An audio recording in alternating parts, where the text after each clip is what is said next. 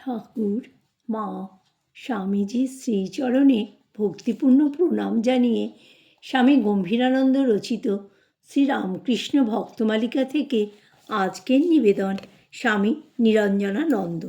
পর্ব 3। নিরঞ্জনের প্রতি ঠাকুরের অগাধ ভালোবাসা ও বিশ্বাসের পরিচয় পায়, কিন্তু ঠাকুর কখনো স্নেহান্ধ ছিলেন না। প্রয়োজন হইলে শুভাকাঙ্ক্ষী পিতার ন্যায় তিনি কঠোর শাসনেও বিরত হইতেন না। শ্রীযুক্ত নিরঞ্জনের স্বভাব উগ্র প্রকৃতির ছিল। গহনার নৌকায় করিয়া একদিন দক্ষিণেশ্বরে আসিবার কালে আরোহী সকলকে ঠাকুরের অযথা নিন্দাবাদ করিতে শুনিয়া তিনি প্রথমে উহার তীব্র প্রতিবাদে নিযুক্ত হইলেন এবং তাহাতেও উহারা নিরস্ত না হওয়াতে ভীষণ ক্রুদ্ধ হইয়া নৌকা ডুবাইয়া দিয়া উহার প্রতিশোধ লইতে অগ্রসর হইলেন। নিরঞ্জনের শরীর বিশেষ বলিষ্ঠ ও দৃঢ় ছিল এবং তিনি বিলক্ষণ সন্তরণপটু ছিলেন।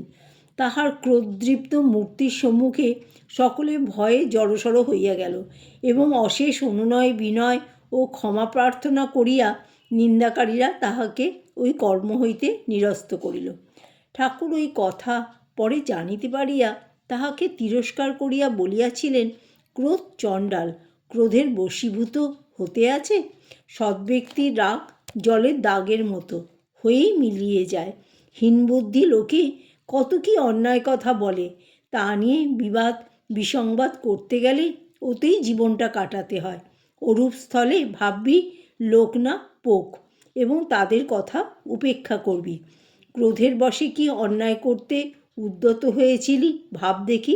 দাড়ি মাঝিরা তোর কি অপরাধ করেছিল যে সেই গরিবদের উপরও অত্যাচার করতে অগ্রসর হয়েছিলি? নিরঞ্জন তখন অধিক পরিমাণে ঘৃত ভোজন করিতেন জানিয়া ঠাকুর তাহাকে সাবধান করিয়া দিয়াছিলেন। অত ঘি খাওয়া, শেষে কি লোকে ঝি বউ বার করবি? ভক্তকে বিচার বুদ্ধিহীন হইতে তিনি নিষেধ করিতেন। অনুধাবন না করিয়া কিংবা আদর্শের মর্যাদা ক্ষুণ্ণ করিয়া কোনো মতামত পোষণ বা প্রকাশ করিলে ঠাকুর তখনই সংশোধন করিয়া দিতেন। একদিন শ্রীযুক্ত দেবেন্দ্রনাথ ঠাকুর মহাশয়ের প্রসঙ্গে ঠাকুর বলিতেছিলেন, এত ঐশ্বর্যভোগ করার পর যদি ঈশ্বর চিন্তা না করত, লোকে বলতো ধিক। নিরঞ্জন অমনি বলিয়া উঠিলেন, দ্বারকানাথ ঠাকুরের ধার উনি সব শোধ করেছিলেন। ঠাকুর কোনো উচ্চস্তর হইতে কথা বলিতেছেন তাহা নিরঞ্জনের ধারণা হয় নাই দেখিয়া তিনি বিরক্তিস্বরে বলিলেন, রেখে দে ওসব কথা, আর জ্বালাস নে। ক্ষমতা থেকেও যে বাপের ধার শোধ করে না, সে কি আর মানুষ? তবে সংসারী একেবারে ডুবে থাকে। তাদের তুলনায় খুব ভালো, তাদের শিক্ষা হবে। ঠিক ঠিক ত্যাগী ভক্ত আর সংসারী ভক্ত অনেক তফাৎ।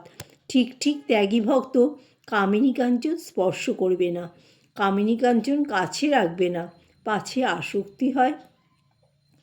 আবশ্যক ক্ষেত্রে এইরূপ কঠিন শাসনাদি করিলেও ঠাকুরের কথায় ও কার্যে ভালোবাসা ও বিশ্বাস শতধারে প্রবাহিত হইত। লাটু মহারাজ একদিন বলিয়াছিলেন, নিরঞ্জন ভাইকে ঠাকুর একদিন ভাবাবেশে ছুঁয়ে দিলেন।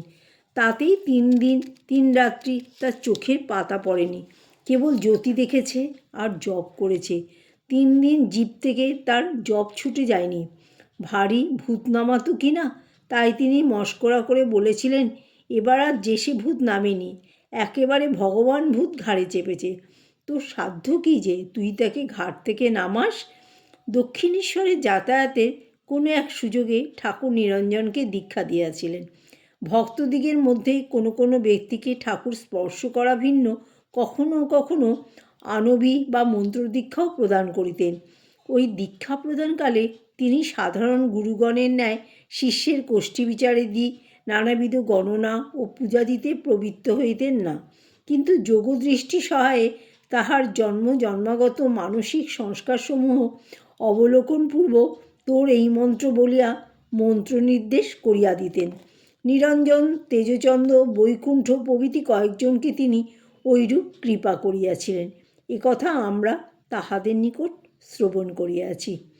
নিরঞ্জনও ঠাকুরের প্রেমে ও অধ্যাত্ম স্পর্শে সম্পূর্ণ আত্মহারা হইয়া তাহাকেই জীবনের ধ্রুবতারারূপে গ্রহণ করিয়াছিলেন। এবং ক্রমে তাহার স্বরূপের পরিচয় পাইয়াছিলেন। তাই শ্যামপুকুরে যে রাত্রে গিরিশাদী ভক্তগণ ঠাকুরের দেহে মা কালীর আবির্ভাব সন্দর্শনে শ্রীপদে পুষ্পাঞ্জলি দিয়াছিলেন, সে রাত্রে নিরঞ্জনও ভক্তিগদগদ চিত্তে ব্রহ্মময়ী ব্রহ্মময়ী বলিয়া অঞ্জলি প্রদানান্তে শ্রীচরণে মস্তক স্পর্শপূর্বক প্রণাম করিয়াছিলেন।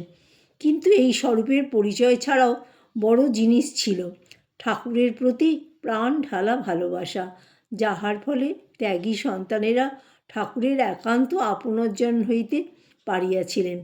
কাশীপুরে অবস্থানকালে পরীক্ষাচ্ছলে ঠাকুর একদিন নিরঞ্জনকে লক্ষ্য করিয়া বলিলেন, এই নিরঞ্জন বাড়ি গিয়েছিল, তুই বল দেখি কীরকম বোধ হয়।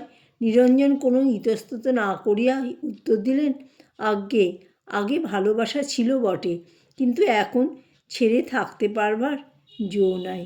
জয় ঠাকুর, জয় মা, জয় স্বামীজি।